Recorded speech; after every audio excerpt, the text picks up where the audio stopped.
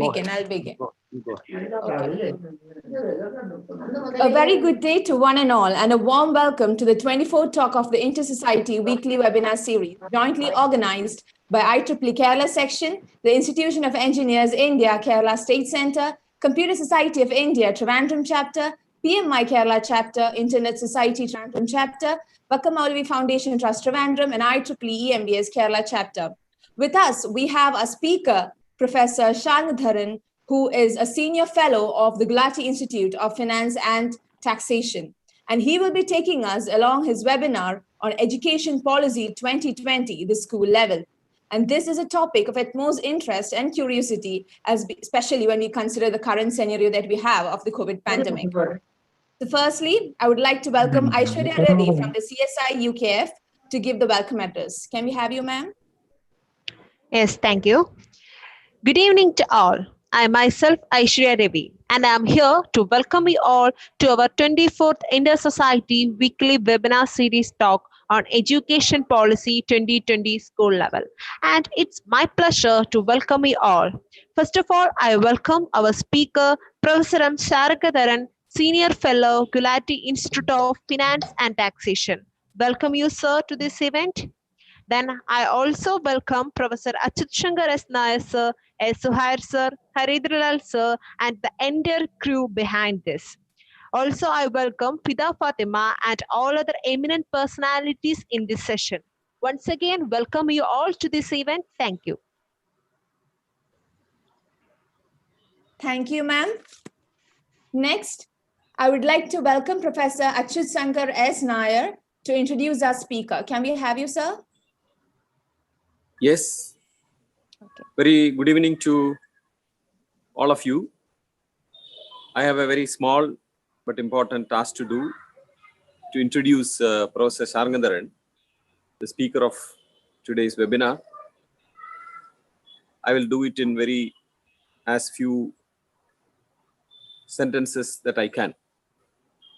Professor Sarngadharan is one of the most eminent professors from the University of Kerala, who has made his mark as a teacher, as a scholar, as a writer, as an administrator, as an administration innovator. Can everyone hear me? Can everyone hear me? Yes, you're audible. Yes. I'm hearing an echo. I think everybody needs to switch off their mic other than me. Okay, I'll continue. He has served the University of Kerala as professor and head of the Department of Commerce for a very long time. And before that, he served as a faculty member in both University of Calicut and University of Kerala. And I very fondly remember that I was a school kid when he entered into teaching profession in the University of Calicut. And I knew him from there through my father, who was also a professor. Professor Sarngadharan has guided perhaps a record number of PhDs in the Department of Commerce. I recall that the contributions done through these research students has been compiled into a book, which is considered as a very inevitable reference for students of commerce and especially researchers. Professor Sarngadharan, when he was very young, had an opportunity to wield power when he served as an administrator. Sir, am I right? Was that the government administrator? Government administrator of the Srinarayana Trust at Shivagiri. I must make a mention that in his scholarship, under his scholarship, also comes the Srinarayana philosophy. If you look up newspapers and if you look up the web, you will see that he speaks on nuances of the great Guru. So he, at a very young age, he was in a very important position, also possibly a very controversial position. And he ran the show very well. and stood his ground with truth and justice and made a mark. I must also say that today, after his retirement, as he served as professor and head, and then thereafter he became dean of the Faculty of Commerce. He was director of the Internal Quality Assurance Cell of the University of Kerala. During his deanship, he had very important roles to play in the legislation that was brought out by the university, all new legislations brought out by the university. As an insider, I can share the secret that was crafted by Dr. Sarngadharan. And he has also made his mark as a career advisor, you could say a career expert. So I see that right now his web talk series is going on about career advice. I also observe that he is a very good communicator and a very good conversationalist, a very friendly conversationalist. And he mentors and encourages young people, even though I don't any longer fall into the category of young people, as you can see from the touch of gray here and there on my face. He holds hands of younger people than him and always gives them good advices. I am very sure that his talk today on the education policy would be very much worth listening for one particular important reason, that of course he keeps on observing changes going on and makes comments. But one very special thing I would like to say, what I observed is that he is a person with no political prejudice. Maybe he's a political person, I do not know, or nor am I interested in it. No, I'm not interested in politics. But I have observed that, when an issue comes, when a new law comes, new reform comes, he looks at it with fresh eyes and takes unprejudiced positions on it. So it doesn't matter whether the law is credited to Narendra Modi or to Pinarayi Vijayan or to A.K. Antony. He has a take on it based on first principles, for which I think his views on the education policies, it would be a very beneficial one. I have no doubt about it. Right now, he's after serving as an ICSSR fellow in the Kerala University, he is now with the Gulati Institute of I was Finance. UGC Emeritus Professor there, and then now I am ICSR fellow. Okay, sir. So, having served even after service, being very active, he is even now active. So, I am very happy to introduce Professor Sarngadharan through these few words and few sentences. And I can assure you that we are in for a very scholarly analysis of the national education policy in its general education part of the policy, because it's a very huge thing to talk about the whole policy. So I think Dr. Sarngadharan very cleverly confined himself to one so that he could do justice. So this is again another aspect of his personality. So I will stop here. I have a very long name, and I just need to say about our relationship between me and Professor Sarngadharan, that he chooses to call me just 10% of my very long name. So that is how friendly and how affectionate he is towards me. I'm very, very thankful to the organizers for giving I call him Achu. I'm very thankful to the organizers for giving me this opportunity to introduce Professor Sarngadharan. Over to the organizers. Thank you very much, and my namaskaram to Sarngadharan, sir. Thank you, sir. So next it's over to Sarngadharan, sir, for the address. Can we have you, sir? Yes. Yes. Very nice of you. So, good evening, my dear friends. First of all, I'm thankful to Dr. Achu for the nice or sweet words that encourages me to speak on the topic assigned to me. As you all know, the topic assigned is New Education Policy 2020.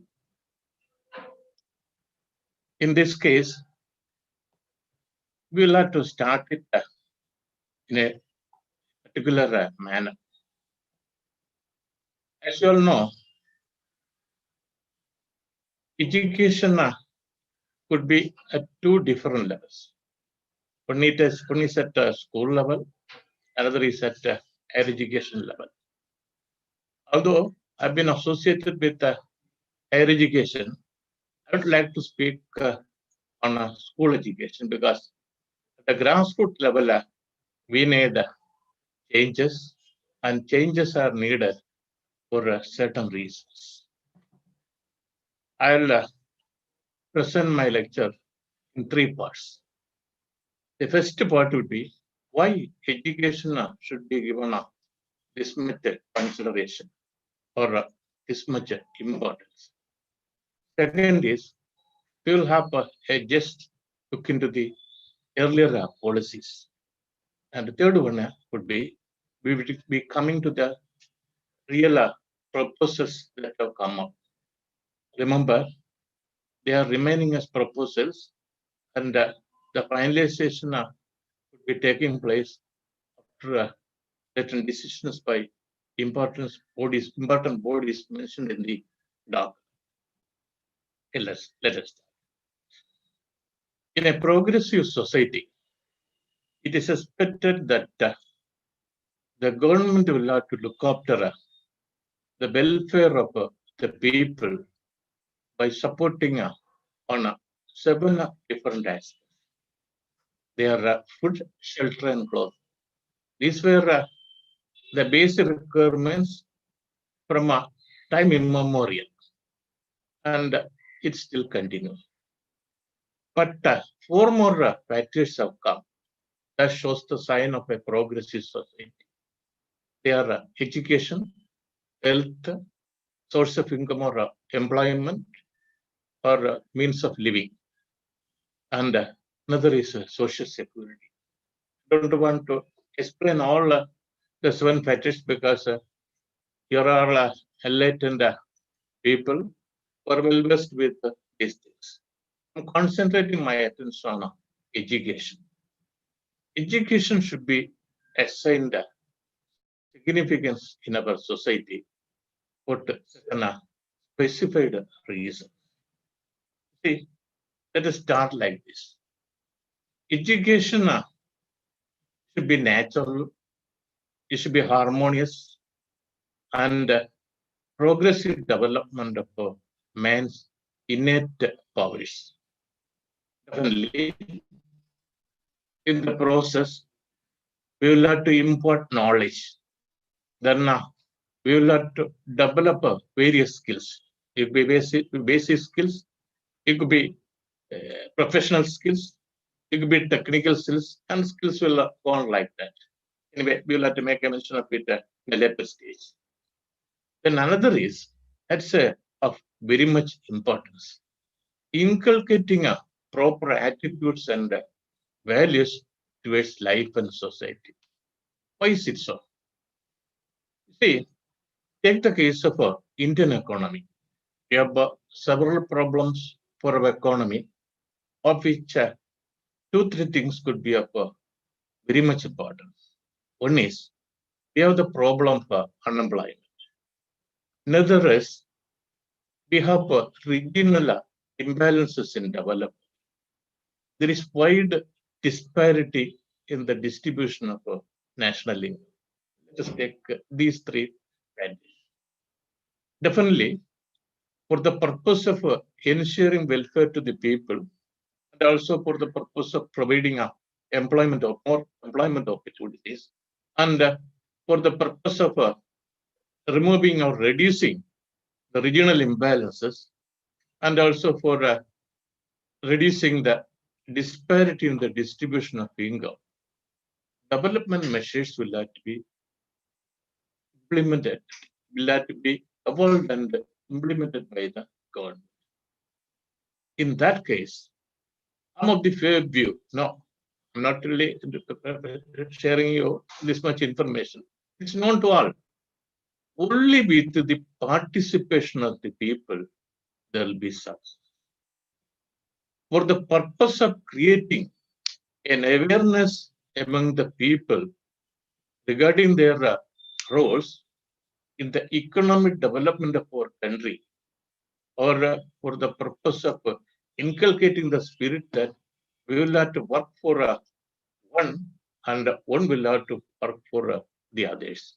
That sort of an awareness should be created, and that will be created by education. Education is instrumental in getting people liberated.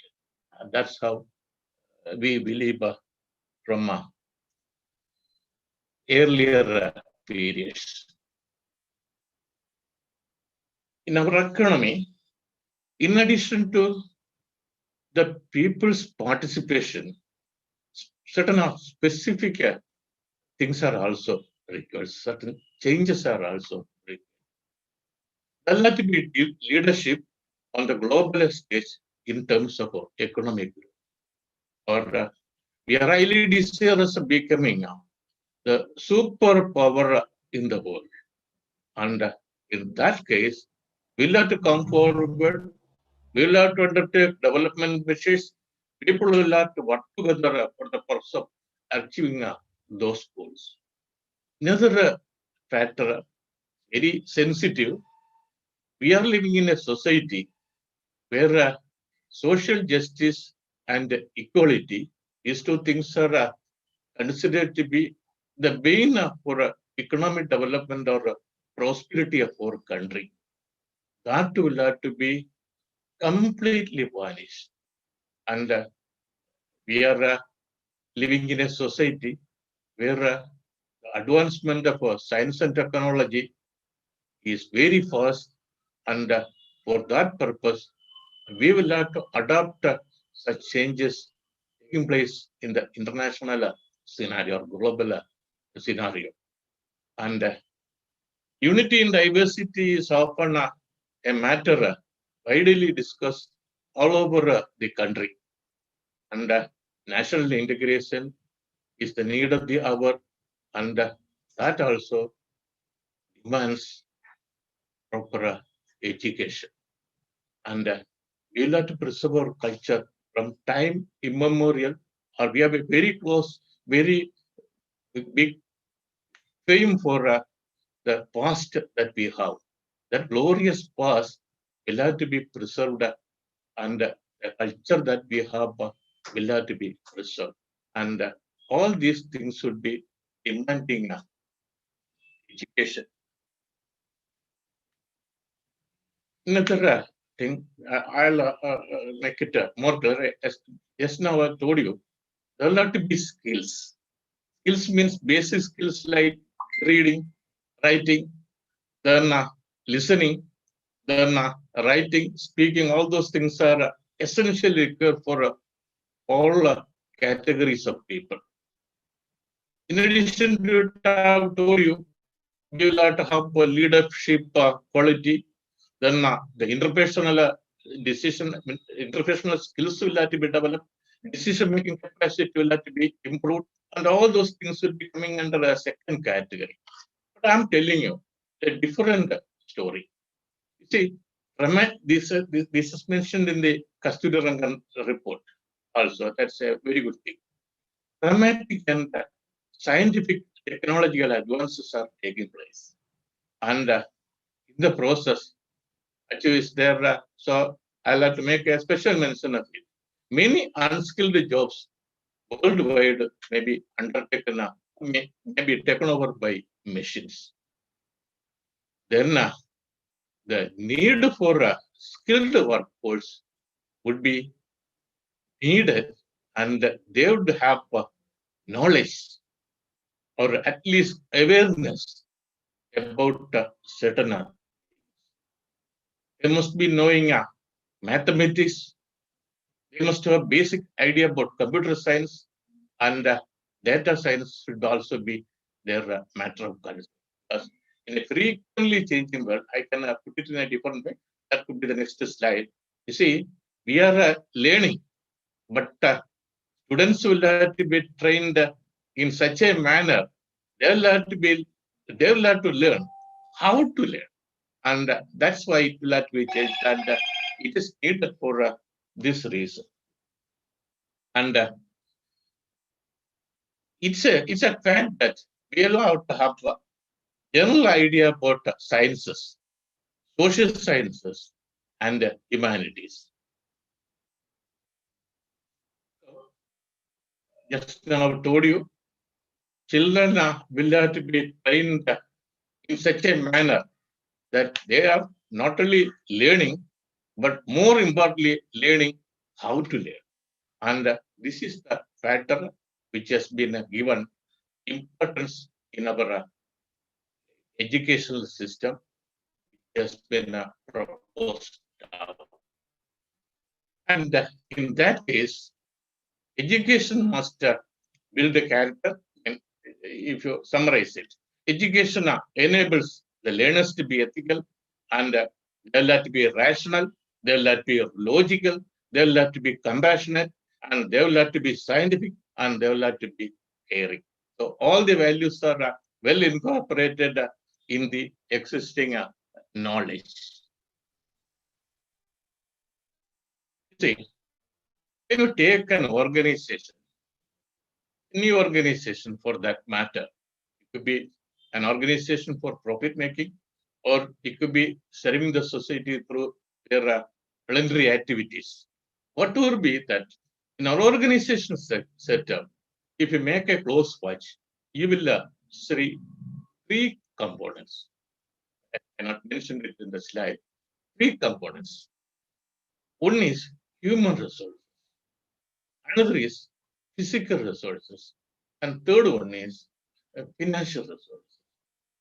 And in physical resources, you can make again a classification like man-made resources and natural resources, whatever be it. When you take these three components, you will see that the human resources will be determining the whole fate. If you want to shape human resources for attaining your goal of a superpower in the world, definitely, as I told you earlier, we will have to impart knowledge in a systematic manner. We will have to train them with the required skills, and we will have to develop ethics and values. We will have to inculcate ethics and values in their mind. And that's how we can think of a sustainable development. I've made a mention of this term sustainable development for the purpose of reminding that recently UN has developed, UN has formulated a methodology for attaining SDG4, and they are aiming that it will have to be attained across the world by 2030. What is meant is there will have to be development at least from three different dimensions. In the society, there will not be any sort of a discrimination, or if we cannot completely remove it, it will have to be reduced to the maximum extent possible. And another is economic prosperity. Economic prosperity means you will have to raise your national income, and you will have to raise your per capita income. More importance will have to be attached to the welfare factors connected with it. One is you will have to have infrastructure developed there. Then you will have to think of providing health facilities. You will have to provide facilities for education, and all those things will be combined under economic dimension. In addition to it, the wide disparity that I mentioned earlier among the people with regard to income will have to be reduced. And another factor would be of very much importance. That's the most crucial factor. From the environmental point of view, we will have to conserve the environmental, or we will have to take maximum care for protecting the environmental degradation. With this background, so the first part was meant for the purpose of reminding you that education requires much prominence in the economy for the purpose of developing human resources in a holistic manner, and also by imparting knowledge. We will have to have a proper policy, and that policy should be widely debated, and when implemented, it should be accepted by the people as a whole. See, you are from different faculties, you are engaged in different occupations. Some of the people are old people, they think that, you see, my days are over. I've given a maximum consideration for my children, and they are well educated. Their children, it is at the lookout of them. I can remain there. What's the need for knowing more about education and educational policies? No, it should not be like that. I've not been showing the slide of it. Remember this fact. In the process of education, if you make a close observation, you'll be able to see four components. First is known to all the student. His involvement could be 20%. Another is teachers. They are a little bit highly positioned, and their role could be 25%. And another role will have to be performed by the parents, and it can also be 25% because their kids will have to be well brought up. But another 30% remains. 20 plus 25 plus 25, 70. 30% is part of the society. Now, for this discussion, let us assume that we represent the society. The society which will have to augment the resources, which will have to support the other components of the education. And in many cases, what happens is the society is keeping mum. That could be one of the problems of the educational setup, educational system prevailing in our country. That should not happen.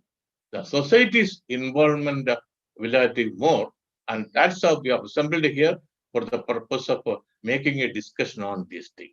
And let us have a look at the previous policies.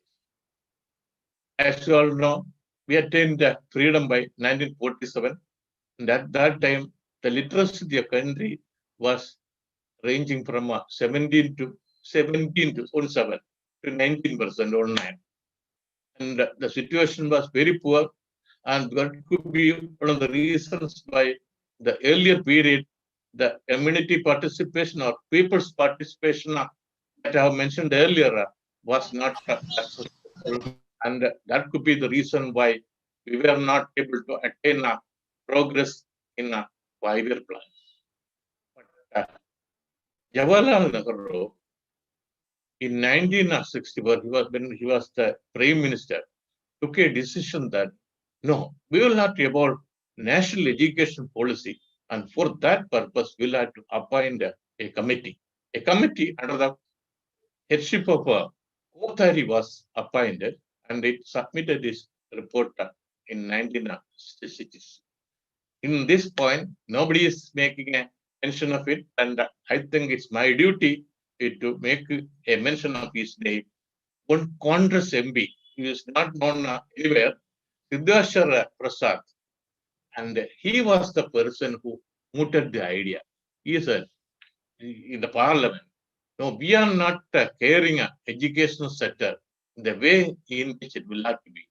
So we will have to take some action, and on the basis of the motion raised by him in the parliament, that Pandit Jawaharlal Nehru took the decision of appointing the commission.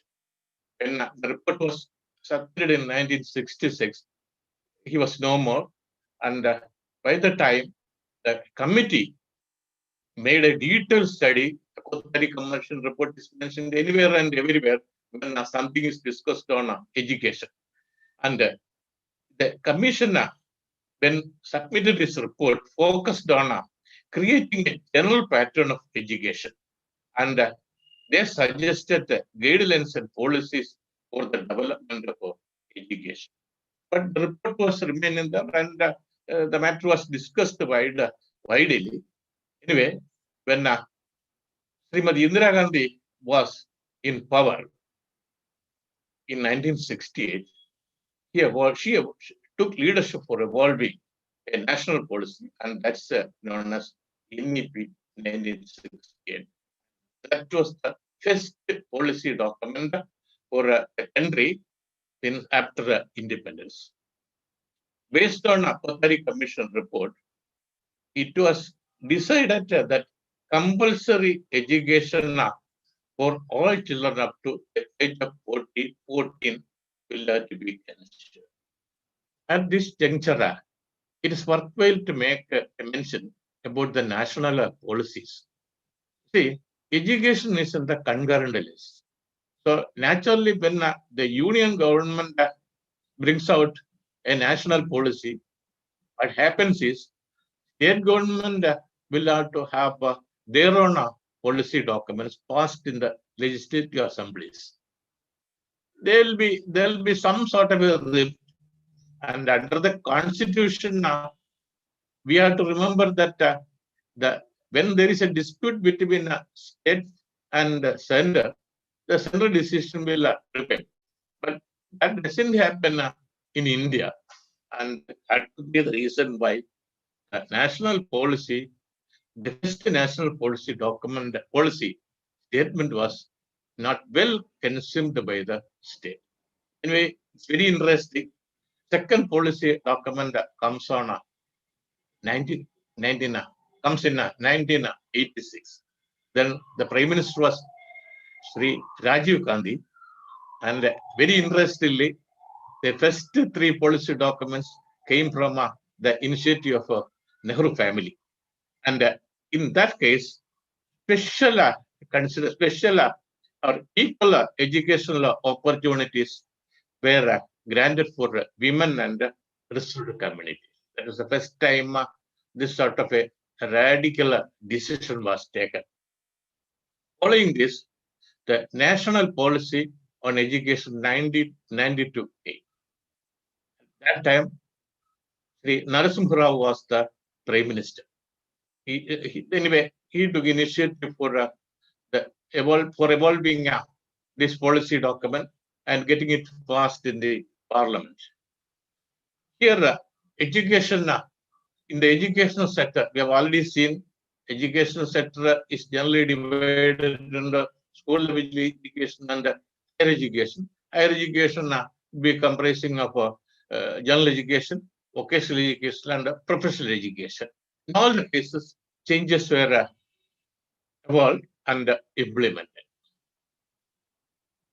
Then comes program of action, popularly known as POA, and at that stage, national curriculum framework was evolved, and changes in the syllabus and teaching practices were implemented at the national level.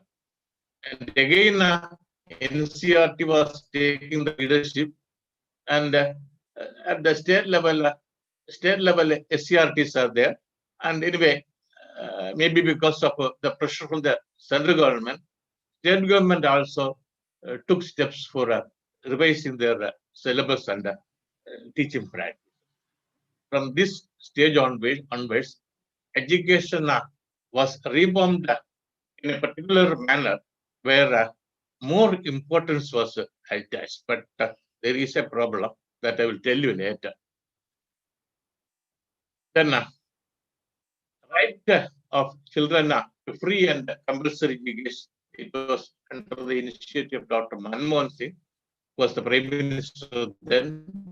And it was a historical act in the sense it made compulsory that it's made mandatory that children at the age of children in the age of 6 and 14 years will have to be given a compulsory education. And it has been a success in the state of Kerala. In other states too, they have been making their own efforts for getting this implemented. But because remember, because the decision was taken in 2009. Now comes to the present age, where the first new education policy or policy document was prepared in 2016. But there were so many controversies over it. And finally, the government took the decision that will appoint a committee. The world renowned Dr. Kasturi Rangan was made the chairman of the commission, and they made detailed study. Anyway, it's a very good document. If you get time, you'll have to go through it. Many of the things that are mentioned earlier are mentioned there, or I've taken those things from there. Anyway, again, controversies came up. And finally, the government took the decision that it will be subjected to discussion across the country. And finally, the cabinet approved a new document called New Educational Policy of 2020. This again remains in paper for the reason that very good suggestions are made there, but it's not known how it will have to be implemented. Anyway, after discussing the salient points, we'll come to that. This is the prime factor to be mentioned about the new economic policy of 2020. The government wants, or for that matter, the people want in the economy, equity, access, affordability, quality, the accountability for education. It does mean the learners from any economic or social background will have to be given equal consideration in respect of education. This is really an attractive matter, and definitely this will have to come. Then only we will be able to attain the point or our goal of going for a superpower of India. How the changes are effected, changes are proposed in the new document. New system would be mentioning that or envisaging that rapid changes are required in the knowledge landscape. This I mentioned earlier. The people will have to understand that frequent changes are taking place day by day in the technological and scientific front. And not to cope with such changes, there will have to be training at the lower level for learning how to learn. And this is about the knowledge landscape. And I think there is no need of making a further explanation on economic growth. Economic growth can be achieved only by developing human resources in the proper manner, and that necessitates revamping of the structure of education. Then social justice and equality, we have already covered this point. Social justice and equality can be thought of only by making the society well aware of it, and also creating new values and ethics in the society as a whole. Then cultural preservation and scientific development. This point also touched earlier. We have a glorious past, and we will have to get it adjusted in such a manner that we will have to preserve it well, and the glorious past that we will have to have, and it will have to give us the pride moments.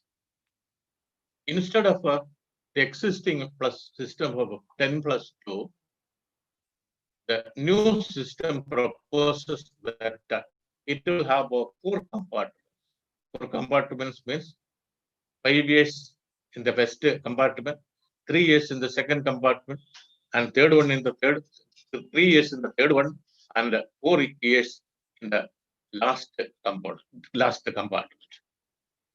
And the corresponding changes could be seen here. I think the next slide will give you an idea, clear idea about what's going to happen. The 4 compartments are named like this. The first compartment is foundational, second is proprietary, and third one is middle, and the fourth one is secondary. The first 5 years will be spent by a student like this. Sure, he will be in the Anganwadi or preschool or Valabiga, but Valapadiga, whatever name that you call from state to state, you'll have to be there in 3 years. And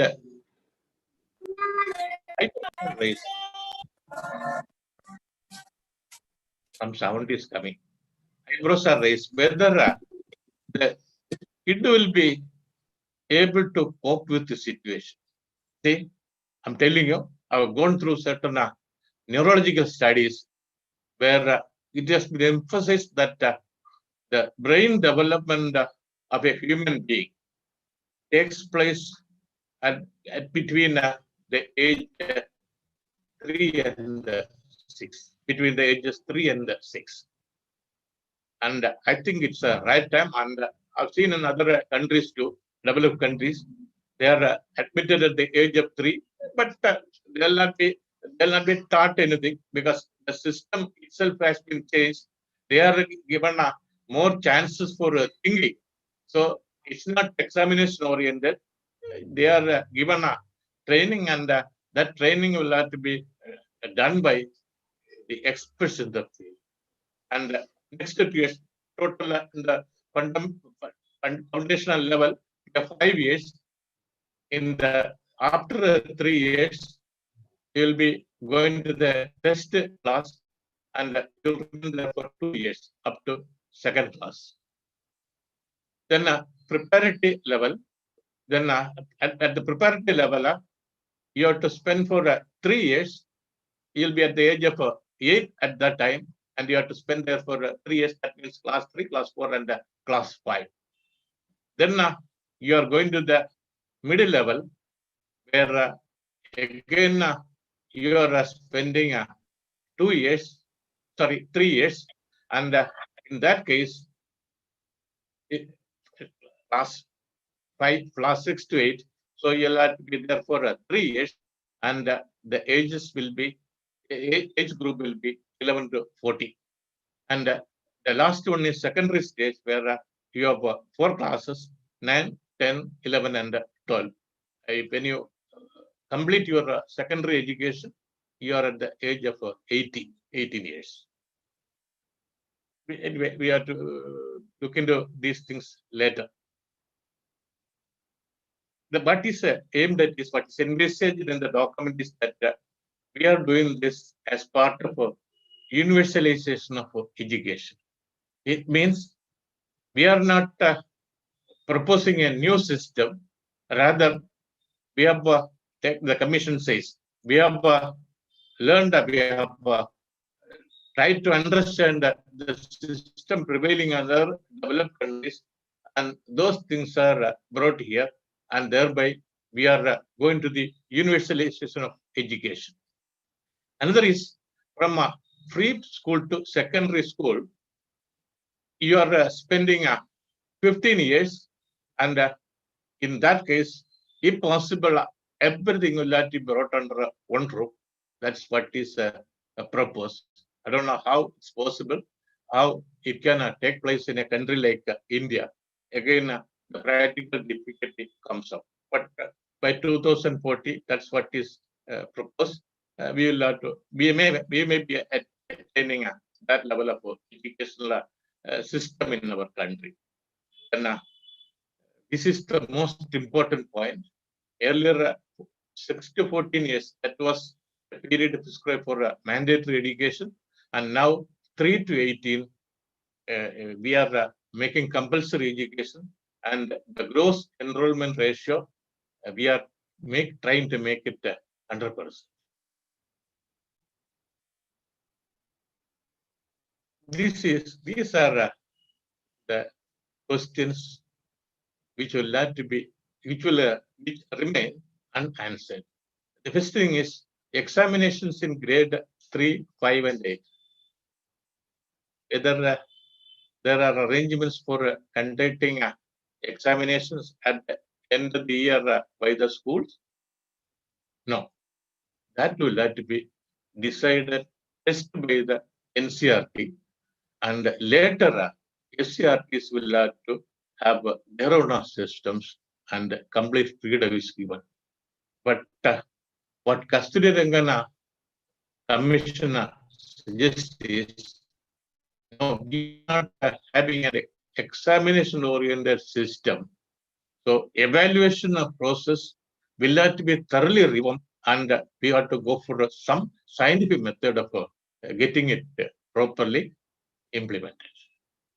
And this is also another thing. From 9 onwards, you start from 9th class onwards, you start your secondary level of education. 4 years you are there.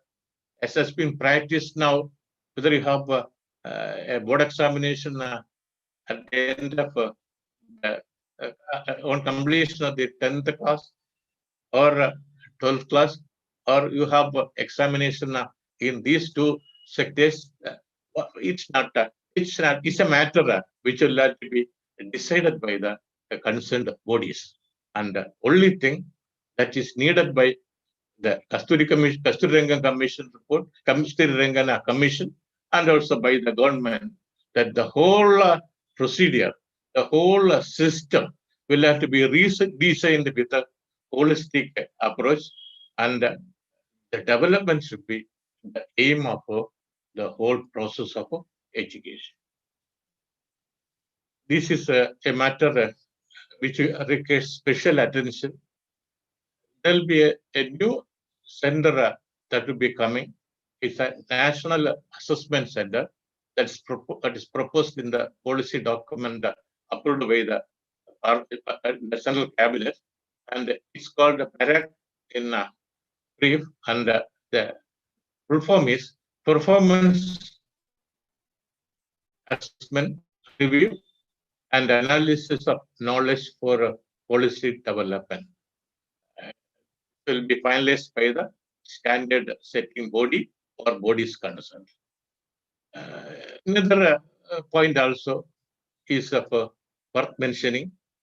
From 2030 onwards, we will have a new system of recruitment for teachers. In the higher education system,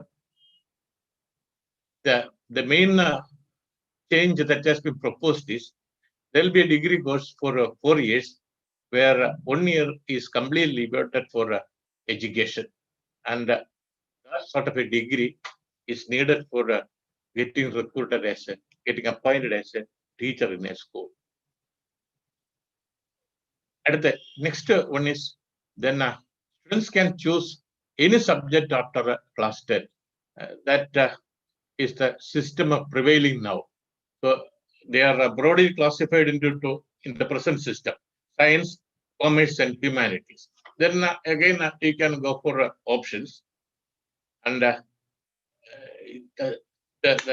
system is to be worked out whether for the whole 9 to 12 classes, you have the same system of giving awareness about all the subjects, or there will be some sort of options or so.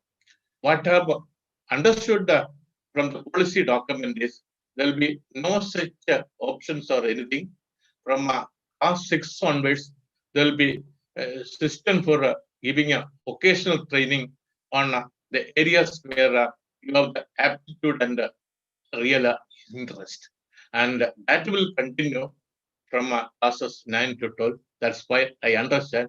Anyway, the matter needs to be clarified by the concerned bodies. And definitely, this is a matter which will be given a pre-consideration by the concerned bodies or bodies concerned, and they will finalize the document or they will finalize the system. This is a matter requiring attention and is of a vital significance. For, as far as the teachers are concerned, they will be given a professional standards for there will be national professional standards for teachers, and that will be implemented by 2022. Here also a problem comes up. What about the existing teachers? There is no provision in the policy document or in the commission report for giving training to the existing teachers. So that is a matter, I think, which will be decided after discussions with the teachers and also the other people who are directly involved in the educational process. Another matter is widely debated across the country. It's up to standard 5, the medium of instruction would be your vernacular. Personally speaking, I am for it. I'm of the firm view that up to class 5, this system will have to be implemented, but it's not going to be accepted, especially in Kerala or Tamil Nadu.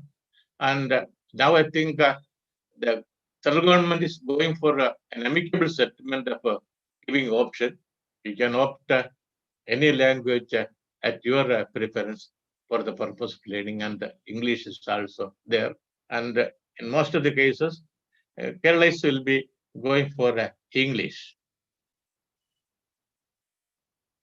I have certain doubts about the implementation of the policy document.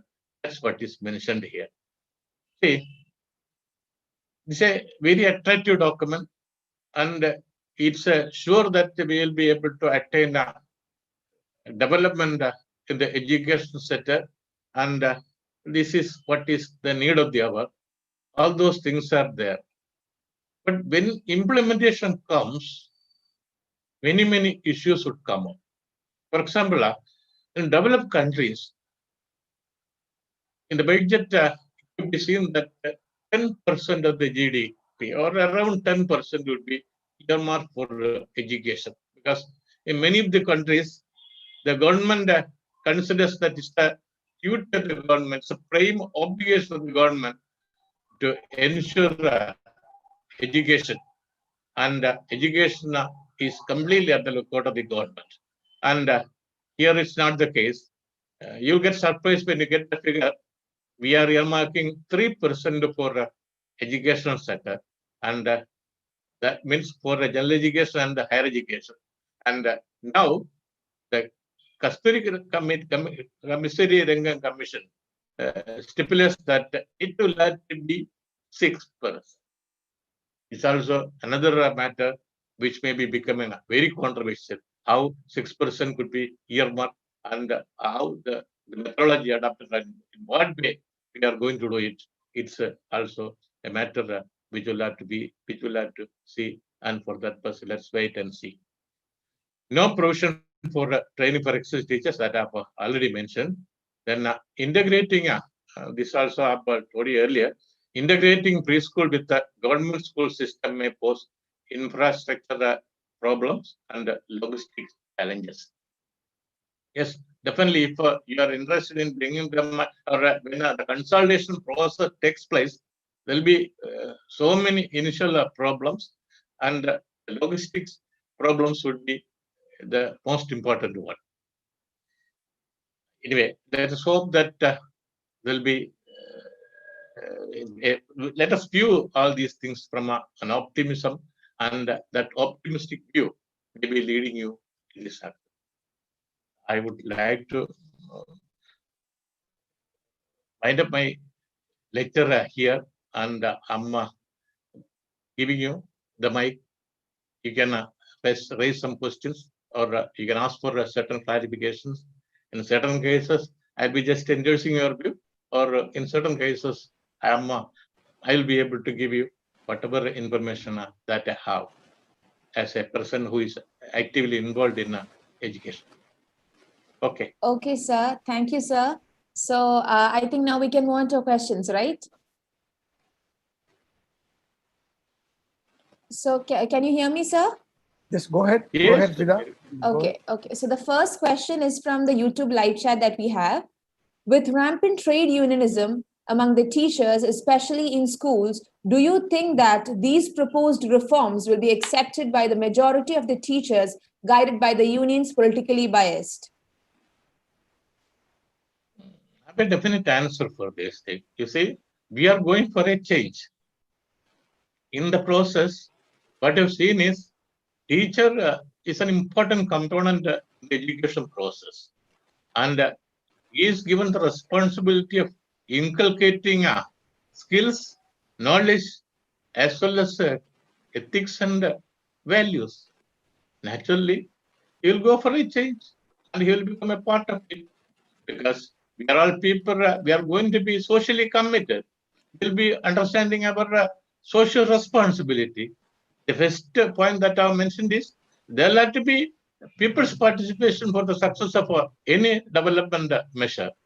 And for that matter, education becomes a crucial factor in the economy.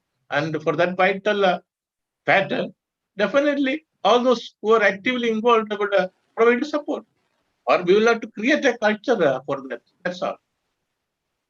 Okay, sir. Thank you, sir. So next is a question from Vimala Ramakrishnan. So the question is, sir, the common school system, that is CSS, was recommended around 1964, not followed. Instead, education system has created a deep rift between the rich and the poor. What is your view on the CSS? They have properly cleared that the Kothari Commission report, which was submitted in 1966, was not properly implemented in our country. Still, the literacy rate, which is remaining at 17%, rose to the level of 79% for the people, for the students below the age group of 18 years. And that means the education has done a wonderful job to the economy. We should not forget it. Kothari Commission report was not implemented for several political reasons, maybe because of certain other reasons too, maybe because of the positive results, maybe because the reason that we are not giving that much consideration for the progress of educational sector. And made it clear when highly developed countries are earmarking 10% or more than that for the progress of education every year. We are still remaining at 3% or below that.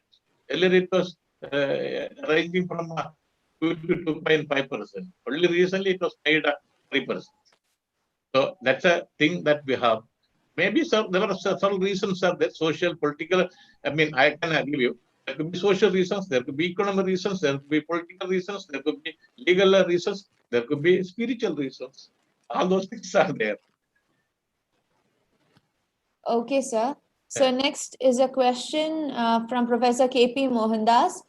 Will not the politics in our educational institutions play spoil sport for any innovative policy changes in education?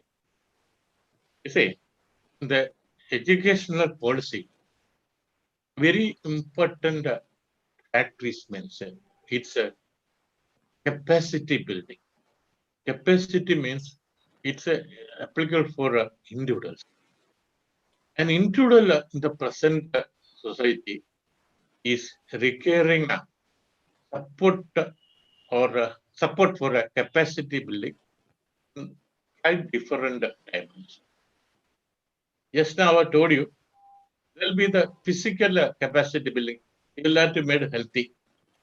Then the mental capacity, that's also another factor to be taken care of, to be well taken care of. Another factor is there have to be emotional capacity. Then the fourth one is needed for any society. It is intelligent. Intelligence, it's connected to intelligence, and we can call it intellectual capacity. And last one, I don't agree to it, it's a spiritual capacity. And when we are living in a society, and when society is the major component in the process of education, I think we will have to change our mind. The politicians will have to change their attitude. People from all spheres of life will have to change their attitude, and we will have to have a common thinking where we will give more consideration for our young generation. And in that case, I think all these doubt will get automatically vanished away. Okay. Okay, sir. Now there's a question from Tayla Ananthakrishnan. So she has said that she has addressed it directly to the speaker. So it would be nice if you can just take a look and then give your answers. So this will continue then, or not? We are coming to the end of the story. Is it? Okay. Please ask the question. Okay. Then we'll move on. So the next question is the right to education being implemented? It is a question from Lalita SVNL. As a citizen in the country, we'll have to obey the law. In 2009, the central government took the decision that right to education is assured for children between the age of 6 and 14. If it has not been implemented, we are also a party to it for that sort of a defect and that sort of a weakness or that sort of a lapse, whatever name that you call for that. I don't think, but I take my responsibility. I am also responsible for it because I was not taking that much interest as a role in the member of this society to get it implemented. And that may be the reason why it didn't take place. Anyway, it's going to be made 15 years now, from 83 years to 18 years, it's going to be made mandatory. And let us pray that it would take place in our economy. Let's go for the best. Okay, sir. Thank you. So Tayla Ananthakrishnan has posted her question. So English should be the medium of instruction right from the start to make our children prepared for crucial learning stages later in their education. What's the opinion of the speaker in this? So she would like to know. I've your already made a mention of it. Personally speaking, I'm the firm view that it will have to be in vernacular up to class 5. I'm very firm on it. Maybe because I'm talking in my home, I'm hearing my parents in that way. And when I'm going to school, people from different socio-economic background are coming. They can very well communicate with me. And that's the reason why I am firmly of the view that it will have to be like that. But I'm not adamant because we'll have to go by the decision of the society as a whole. The society wants it in a different way. I'm for it because in that way we'll have to go for it. There cannot be any sort of a division in that way. I'll be expressing my opinion, and in Kerala made a special mention that people want to be in English. And I think the central government is also going for amicable settlement. They'll be agreed to it. We can go for 2 options. Okay. So can we move on to the next question? No, wait a minute. Okay. The things that I have to tell, that's all. Okay. Okay, sir. Now there's a question from Balakrishna Venukumar. Okay. Skill India program stand as a substitute to overcome the inefficiencies of schools? Who are to be blamed for that? Teachers, students, parents, or society? Let him answer to this question. I cannot give a definite answer for that. I think everybody is responsible for that. We don't want it. So we have an apathy for change. And we say this lame excuse that the other party is not cooperative. That goes like that. That will continue in our society. And if it is discontinued, we will have another sort of educational system where progress will be through education, through the human resources developed there. Okay, sir. So in the chat box, we do have many statements and opinions by the people. So it would be really nice if you can look into it also. Definitely, because I'm interested in this area. And that's why I'm generally speaking, I'm from the commerce faculty. So I'll only have a little bit, when I'm in higher education, I'll pretend that I don't have any ability to solve this. So that's not my case. So I'm very much interested in knowing all these things. Definitely, I'll go through it, and it will be a learning platform for me. Okay, sir. So I think we can come to the end of our session. So now as we come to the end of today's session, I would like to welcome Engineer Suhail Reke of the Wakamaulavi Foundation Trust, Chair of IEEE PES Kerala Chapter, to give away the vote of thanks. Can we have you, sir?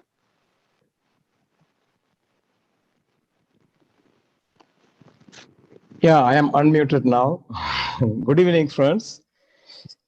It gives me great pleasure to partake in this great event.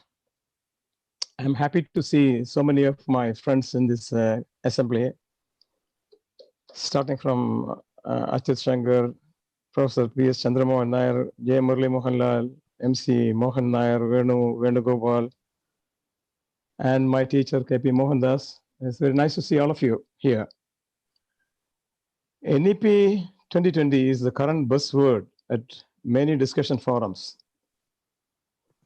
The quality of education decides the destiny of a nation. Therefore, not only educationalists, but every common citizen is interested in the new changes or reforms in the education sector. The key role of, we all know that the key role of education is to teach to think, but that does not happen. Mark Twain, the witty writer, has said, I have never let my schooling interfere with my education. Our present education system faces many challenges, starting from catching up with the knowledge explosion, employability, getting opportunity, and so on.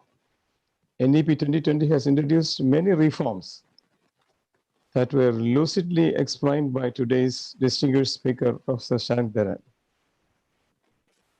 He started with the evolution of the policies in educational front in India, and the salient features of the present NEP policy, the challenges, and you have given a good exposure to us on the new reforms and the issues that are to be overcome in the implementation.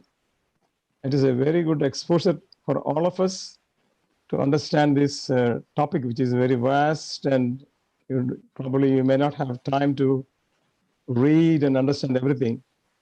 So in this 1 hour session, we have been benefited to hear from an expert of an important area that needs to be totally restructured or changed. We all know that technology is advancing and so many new areas, new branches of sciences are evolving. So we need to catch up with the situation, and this your talk helped us to understand, give us an insight into the policy, and that's a great gain that we all have today. I would like to congratulate the partnering organizations in conducting interesting sessions, ably coordinated by Engineer Harinder Lal, and the program has caught attention globally We are now, every Wednesday, we are all looking for hearing some new topic from some great experts. Keep it up, and this is a great achievement for IEEE and all the partnering organizations to share knowledge, to expose people to challenges facing the society. And we had a variety of people talking on different issues. So I would like to thank Harinder Lal for the great initiative and all the organizations for doing a wonderful job. I would also like to thank the organizing team, Aishwarya, Fida Fatima, Achit Shankar for introducing the speaker, and also Jacob for giving all the technical support.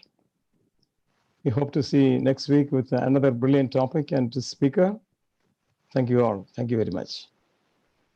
Thank you, sir. And once again, I would like to share my sincere gratitude to Sarngadharan, sir, for presenting and sharing such a treasure of knowledge to all of us. So next, as we come to an end of our event, I would like to inform all of you about our next talk, that is the Inter-Society Weekly Webinar Series talk number 25, The Most Astonishing Number in the World. It is a talk by Dr. A.K. Ashraf, Deputy Director, Liquid Propulsion System Center, ISRO. It will be on 30th of September, Wednesday, 6 to 7 p.m. So stay tuned and make sure all of you attend that wonderful session as well. So now I'd like to declare the meeting closed. Thank you so much. Once again, thank you to all the attendees that we have today.